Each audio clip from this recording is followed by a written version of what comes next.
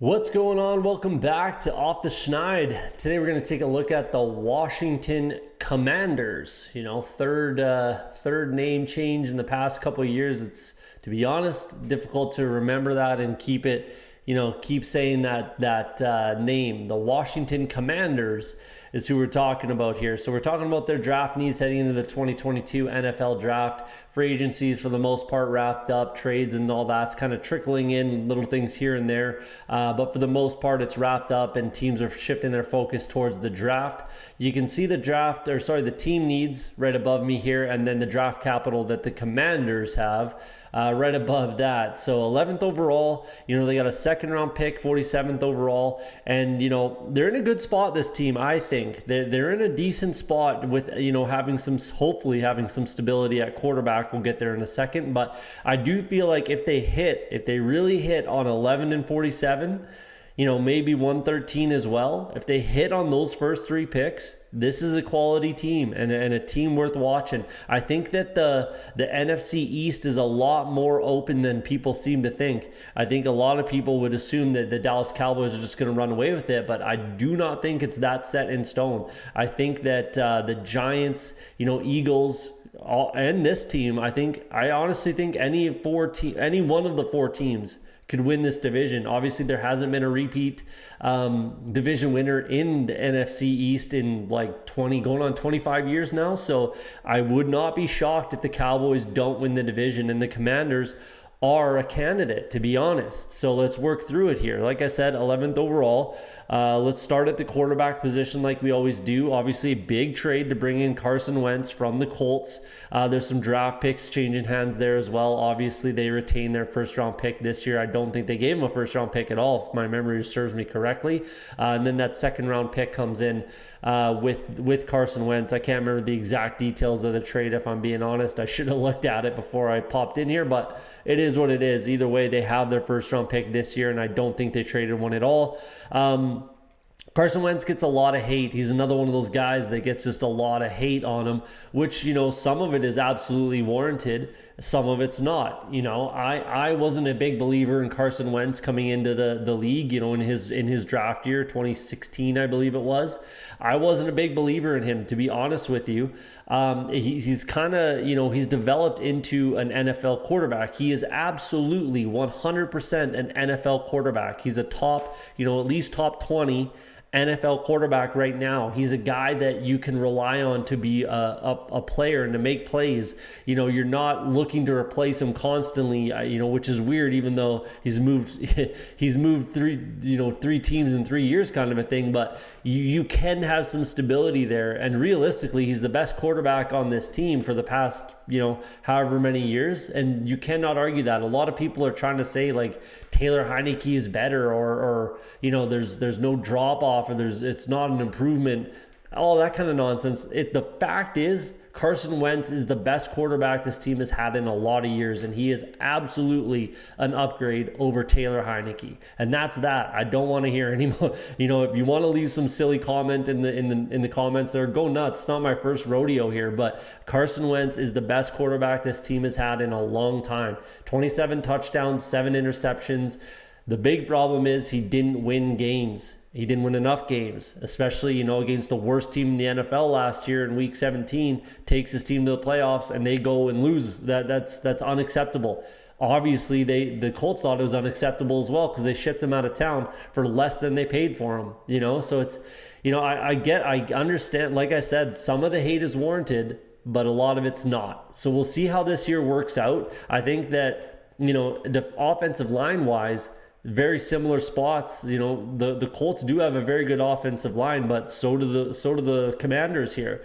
Weapons are very similar as well. Running backs obviously a drop off, but we'll see how it all shakes out. And realistically, what I'm kind of getting at is they can move on from Carson Wentz after this season. Zero dead cap, no problem whatsoever. If he doesn't work out this year, goodbye Carson Wentz, and you're on your fourth team in 4 years potentially. So we'll see how that all shakes out. And either way, I just obviously have to talk about Carson Wentz in detail because it's a big part of the narrative for this team going into the 2022 season here. So let's now move to running back. Antonio Gibson is quality. He is a quality running back. I've never been the biggest believer in him, like in the fantasy circles and things like that. I haven't been the biggest believer in or owner for sure in Antonio Gibson, but he did make a pretty big step forward last year. The weird thing is, actually, let's talk about J.D. Mckissick as well. He comes back on a 1 or 2 year deal. He's your pass catching, change of pace type of guy. Jared Patterson, he had a quality college career, but I don't think he's going to be, he's certainly not going to be a starter at the NFL level, that's for sure. But, I guess he could be a quality backup. The weird thing is, and what I was getting at here is they're working out running backs like it's going out of style, which is very, very weird. They're bringing in like the Kenny Walkers, Breece Hall, all these top quality, potential first round pick running backs, whether they get drafted there or not, but the potential is there. But the weird thing is, the Colts are not drafting a running back at 11. The Commanders are not drafting a running back at 11. If they do, that's a massive mistake, in my opinion. Massive mistake. So there must be hoping or thinking that some of these running backs are available at 47. That's a lofty proposition, if you ask me, for Breece Hall and Kenneth Walker. I don't think either of them are available at 47. Not that they're going to be first round picks, but I do think that they're early second round picks and probably before the Commanders pick in the second round. So I don't really know why you're wasting those top 30 visits on those running backs. It's a little interesting. And then it sends another clear message to Antonio Gibson that you're not our bell cow. You're not our 3-down back. You're barely a 2-down back because J.D. Mckissick is there as a third down, pass catcher. So it's really weird. It doesn't make tons of sense to me, but a lot of things that this franchise doesn't make a lot of sense to a lot of people. So it is what it is. And, my apologies to Commanders fans out there. I would assume that they got to be dwindling with all of the things that have been happening, the name changes, all this kind of, nonsense with the franchise. And I don't know, it's an interesting franchise. So I'll leave it there, but I don't know what they're doing with the running backs. I really don't. It's a strange one. Let's move over to tight ends. Logan Thomas coming off torn ACL. Hopefully he can get back to being a productive tight end. I'm sure he will. I don't think the way that modern medicine is today, like guys can come back from a torn ACL and be better than they were. He is getting a little up there in age, but I think he can still get the job done. John Bates is there as well, former Boise State tight end, former 4th round pick last year. He's probably going to be, I would think your starter early in the season until Logan Thomas gets back up to speed. I do have tight end as a need, and there is a lot of quality tight ends, and you could get a guy that's better than John Bates and is your tight end of the future sort of a thing. There's a lot of quality depth at the tight end position in this year's draft, in my opinion. So I think that they could address it, but realistically, I don't know if they will. 6th or 7th round pick, but you're not getting one of those guys that, I think can be difference makers. But we'll see. We'll see who slips, and maybe there's a guy sitting there waiting for him. Let's move to the offensive line here. This is a good offensive line. This is actually quite a quality offensive line. They kind of pieced it together, and it came together nicely. So Sam Cosmi was a 2nd round pick last year. He played very well, and he's probably your right tackle of the future. Maybe you move him over to left tackle once Charles Leno gets a little bit older, or he moves on from the team, whatever happens. But right now they're settled. Charles Leno is very good as a left tackle. He played very well. And then Sadiq Charles and Cornelius Lucas are both quality swing tackles in their own right, and they have 2 of them. So, they can kick inside if there's injuries or move over to any, you can move these guys around and they can both play. So, there's quality depth right there. Tyler Larson, reasonable depth. Keith Ishmael's a 5th round pick a couple years ago. Andrew Norwell's very good. Wes Schweitzer's really good. Chase Roulier, he's fine. So this offensive line is very, very quality. Like I said, there's really not much of, or if any, of a drop off from the offensive line when Carson Wentz was with the Colts. This is a quality unit. So yeah, we'll leave it there. I do have, if there's any need at offensive line for this team, it would just be like a swing interior guard that, for depth. That's all it is. It's just a depth guy. So realistically, if they don't address it, I'm not upset about it, even though I have it as their 3rd need. I'm not upset about it because they have to hit with those 3 picks, the 11, 47, and 113. And in my opinion, obviously the first two needs on this team are head and shoulders bigger needs than anything else on this roster. So let's move to the wide receiver position, where I have it as the number 2 need, but it's 1A, 1B with corner. And you could probably say that wide receiver is their number 1 need. And there's a good opportunity for them to take a wide receiver at 11th overall, and I would not argue with that. I think that would make this team better. So we'll see what they do. Keep an eye out for the mock draft coming out in hopefully 1 week to the day. Hopefully I drop it on Friday the 22nd. That's my goal. That's what I'm trying to get done here, and we'll see what I have the Commanders doing, and I think there's a very good potential. It's 100% going to be a corner or a wide receiver, but we'll see what I have them doing. Curtis Samuel comes back after being injured all of last year. You're hoping that he's fully healthy and he can be your slot guy, and then that position's covered. Dax Milne was, I don't know if he was Mr. Irrelevant, but he was pretty close. He was right at the end of the 7th round. BYU guy, Zach Wilson's wide receiver at BYU. He was very, very good in college. So, and realistically, it was just pretty surprising that he made this team, and I think he dressed for all 17 games. So, quality special teams guy. Maybe he can carve out a role for himself on the offense. We'll see how that works out. Cam Sims, they have penciled in as a starter here, but I would probably start Diami Brown. Even though he did struggle as a rookie, I would still give him another opportunity. You're hoping he can take that step. He's a burner down the field guy at the least, kind of a thing. So he's still there. Kelvin Harmon, who had a torn ACL, he comes back, and hopefully he can work himself back into it. Antonio Gandy Golden, big body guy, go up and get it type of guy. He was a former 4th round pick. And then Scary Terry is obviously their number 1 wide receiver, still kind of underrated. And like I said, Carson Wentz is the best quarterback he's ever had throwing him the ball since college. So I think that, we could see a career year from Terry McLaurin. We'll see how it works out. But like I said, with that offensive line and the best quarterback he's played with, it's kind of wheels up for Scary Terry in my opinion. But we'll see how it shakes out. And if they do draft a wide receiver at 11, it might pull away from that. But again, we'll see how that all works out. Keep an eye out for the mock draft.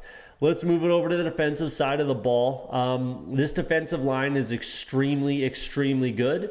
They just need a few things to happen here. So Montez Sweat needs to have bounced back to where he was 2 years ago. He had a bit of a drop off last year. He's got to bounce back. Chase Young, same thing. Not only does he have to bounce back, he's got to bounce back from where he was as a rookie, but he's got to take a step forward from there. They need him to be that double-digit sack guy, 2nd overall selection. He has to be that guy. So he's got to bounce back and take a step. A little bit of pressure on him this year to get the job done. Not that he can't. I fully think that he can.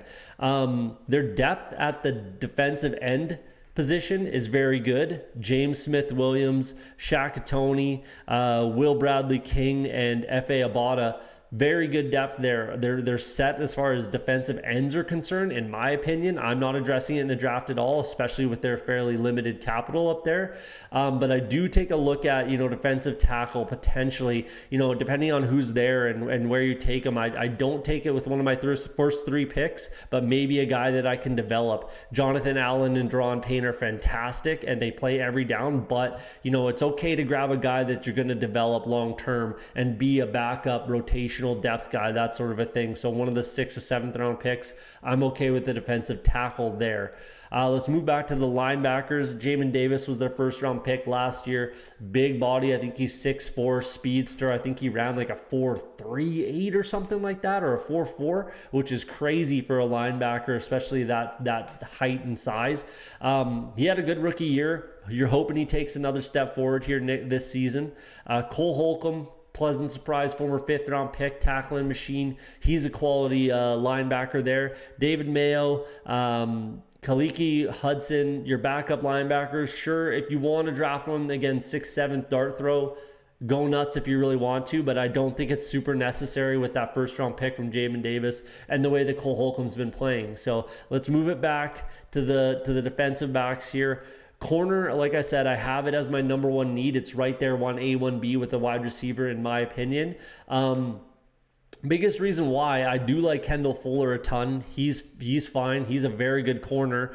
I'm a little concerned about William Jackson III. He's starting to get up there. There's a lot of miles on the tires a little bit. He's still, I think he's sub 30. I think he's 29 still, but there's just a lot of miles on that body.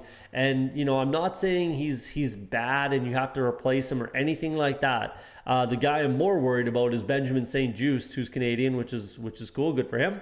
But that's the guy I'm more worried about is Benjamin St-Juste. But, I think they're all going to play together as a unit, obviously. And I think you're going to have to, regardless, start thinking about replacing William Jackson III. Like I said, I'm worried about Benjamin St-Juste as my starter, so I have that as a need. In today's NFL, you can't have too many corners. You really can't. There's some quality free agents out there, so they might look that route. We'll see, like I said, limited draft capital. So maybe they go with a wide receiver, offensive line, defensive tackle, something like that, running back, whatever it is. And they address the back end. They address their corner position in free agency. You can go ahead and do that if you want, but it's something you're going to have to address in my opinion. Let's look at the safeties. Bobby McCain's still very good as a free safety. He had a good season last year. Same thing with Cameron Curl, former 7th round pick. He was very good as a rookie, very good as a sophomore this past season, and there's no reason to think that he won't at least just stay as that quality football player that you've had for his first 2 seasons in the NFL. So they're okay there, but again, another, if you want to go 6th or 7th round pick and grab a safety, sure, nothing wrong with that. I'm not going to complain about it, but I wouldn't call it a need. But yeah, there you go. That's the Washington Commanders for the 2022 season, kind of going through their depth chart. It's a big season, obviously, for Carson Wentz, kind of a big season for Ron Rivera as well. Like, this might be a thing where it can start to, they might look to move on from him. But to be honest, the entire franchise is there's so much going on there that, I really don't think you can look at your head coach and say that you're the problem, if I'm being honest, but it is what it is. So like I said, let me know what you think in the comments. Keep an eye out for my mock draft coming out in about a week. There's your breakdown for the 2022 Washington Commanders.